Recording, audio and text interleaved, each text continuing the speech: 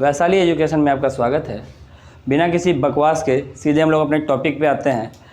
ये जो टॉपिक है तत्सम तद्भव का, ये एसएससी जीडी और आपके इंटर और मैट्रिकुलेशन के एग्जामिनेशन के लिए, इनफैक्ट और भी कई एग्जामिनेशन होते हैं जिसमें हिंदी का पोर्शन होता है, उसके लिए ये काफ़ी इंपॉर्टेंट है। और ये एक ट्रिक के माध्यम से समझाया जाएगा, बहुत ही आसान है। मेरे ख्याल से 10 मिनट के अंदर ही आपका तत्सम तद्भव क्लियर हो जाएगा, आपको रटने की ज़रूरत नहीं पड़ेगी। तत्सम जो होता है वो होता है संस्कृत का मूल शब्द। अगर आपको देखा जाए तो रामायण महाभारत जब हम लोग देखते हैं तो उसमें जो भी वाक्य बोले जाते हैं या जो भी शब्द बोले जाते हैं वो सारे के सारे जो हैं वो तत्सम के ही होते हैं, ठीक है। और तद्भव जो आज के समय में हम लोग बोलते हैं, संस्कृत का बिगड़ा हुआ रूप हिंदी है। और जो आज के समय में हम लोग बोलते हैं, जैसे पहले के समय में वानर बोला जाता था, वानर राज सुग्रीव, तो आज हम लोग बोलेंगे बंदर, है ना। तो ये जो चीज़ें हैं यही है तत्सम और तद्भव। कहने का अर्थ है कि तत्सम संस्कृत का मूल रूप है और तद्भव संस्कृत का ही बिगड़ा हुआ जो अपभ्रंश बोला जा सकता है, जो आज के समय में हम लोग बोलते हैं। तो चलिए इसको हम लोग समझते हैं, जो कि आपके एसएससी जीडी वगैरह के लिए भी बहुत ज़्यादा इंपॉर्टेंट है।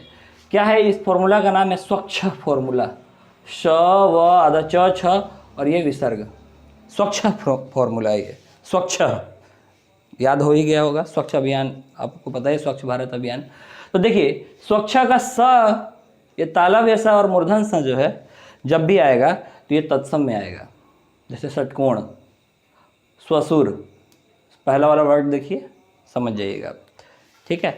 तो ये जब भी आएगा श तालव्य श और मूर्धन स, तो ये हमेशा तत्सम में आएगा। और तद्भव में जो आएगा ये वाला स आएगा, तंती स, जैसे ससुर, ठीक है।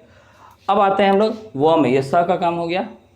व में आते हैं, व स व में क्या है, व से वन हम लोग बोल देते हैं, आजकल जंगल बोलते हैं।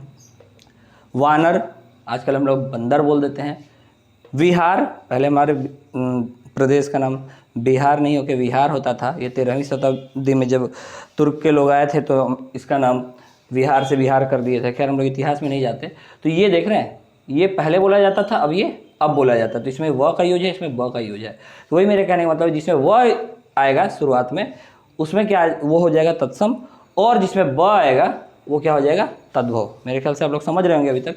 अब आते हैं हम लोग, स हो गया, व हो गया, अक्ष में आ जाते हैं हम लोग, क्योंकि च और छ जो है स्वच्छ का वो तद्भव में आता है। तो देखिए अक्ष जो है, जैसे क्षमा, क्षत्रिय, क्षुब्ध, ये सब जो शब्द हैं, ये सब किस में आएंगे, तत्सम में आएंगे। और यही च और छ से मिलता हुआ, जैसे चरखा, छाता, है ना, ये तद्भव में आएंगे। तत्सम में क्या आ जाएंगे, अक्ष वाले शब्द, क्षमा, क्षत्रिय। और तद्भव में च और छ से शब्द जो आएगा, जैसे चरखा, छाता, ये। अब हम लोग आते हैं, च और छ का भी काम हो गया। अब आते हैं ये विसर्ग वाले में। तो जिसमें विसर्ग होता है, जैसे यहाँ देखिए, इसमें क्या है, निःशुल्क। यहाँ ध्यान दीजिएगा आप लोग, इस जगह देखिए, निःशुल्क में ये देख रहे हैं, जिसमें ये ऐसा विसर्ग लग गया, ये वो क्या हो जाएगा, तत्सम में आ जाएगा। देखिए इसमें दुख है, निसंदेह, उसमें भी ये आएगा। तो ये जिसमें आएगा ये समझिए क्या है, तत्सम है। क्लियर है। चलिए अब जब सिंबलिक बात हो रही है, सिंबल वाली बात आ रही है कि इसमें सिंबल है विसर्ग का, वैसे ही जब चंद्र बिंदु, ये चंद्र बिंदु है ना, चंद्र बिंदु वाले जितने भी शब्द होंगे, जैसे चांद, ठीक है, चांद जैसे आ गया, मांद, ये सब जो शब्द आएगा ये किस में आ जाएंगे, तद्भव में आ जाएंगे, ठीक है। चलिए चंद्र बिंदु वाले जितने भी शब्द होंगे किस में आएंगे, तद्भव में आएंगे। ओके, यहाँ तक तो ये स्वच्छ का काम तो हो गया। अब कुछ थोड़ा एक्स्ट्रा, यहाँ तक तो हम लोग कर चुके हैं, ठीक है। अब हम लोग बात करते हैं कुछ मिश्रित शब्द के बारे में। और देखिए जैसे यहाँ री है, ऋषि वाला री है ना, तो जब भी री, तो री की मात्रा कौन सी है, री की मात्रा यहाँ पर है ये री की मात्रा है। तो जिसमें भी री की मात्रा लगेगी, ज़्यादातर शब्द ये क्या होगा, तत्सम होगा। क्लियर। और जैसे कृत, घृणा, कृपा, कृपाण, ठीक है, गृह, अगर आपको लग रहा है कि केवल क से दे दिए तो ऐसा नहीं है, गृह, इसमें भी देखिए ये वाला री की मात्रा है, तो ये आ जाएगा तत्सम में। अब हम लोग मिश्रित शब्द की बात करते हैं, जो मिला होता है, जिसमें आधा न होता है, आधा म होता है, आधा ज होता है। ये जैसे यहाँ उज्ज्वल, देख रहे हैं, ये मिश्रित शब्द है। तो जब उज्ज्वल आधा ज आए, अभी हम लोग को बोलना होगा तो तद्भव में क्या बोल देंगे, उज्ज्वल को उजला नहीं बोल देंगे, तो ये तद्भव है, ठीक है।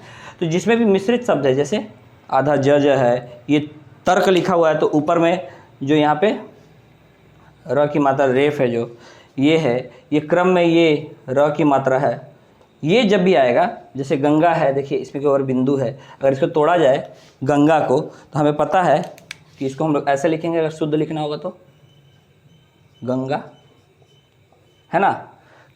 तो ये मिश्रित शब्द हो गया ना, आधा है। तो ये सब जो है, जितने भी मिश्रित शब्द हैं, जैसे यहाँ नग्न है, यहाँ पर नग्न लिखा हुआ है, दिख रहा है, ये भी तत्सम में आ जाएगा।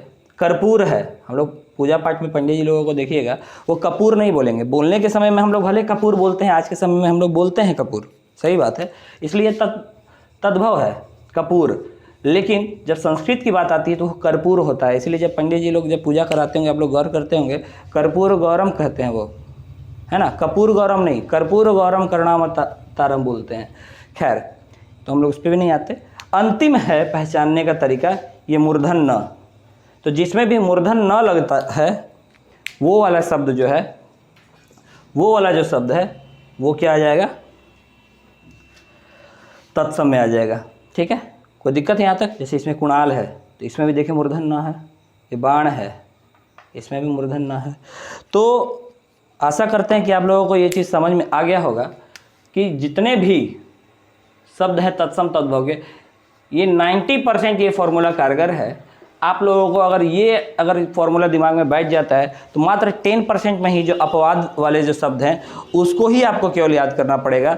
और उम्मीद करते हैं कि इस ट्रिक के माध्यम से आप लोगों की जो परीक्षा है वो अच्छे से जाए और आप बेहतर रिजल्ट करें। इसी के साथ धन्यवाद।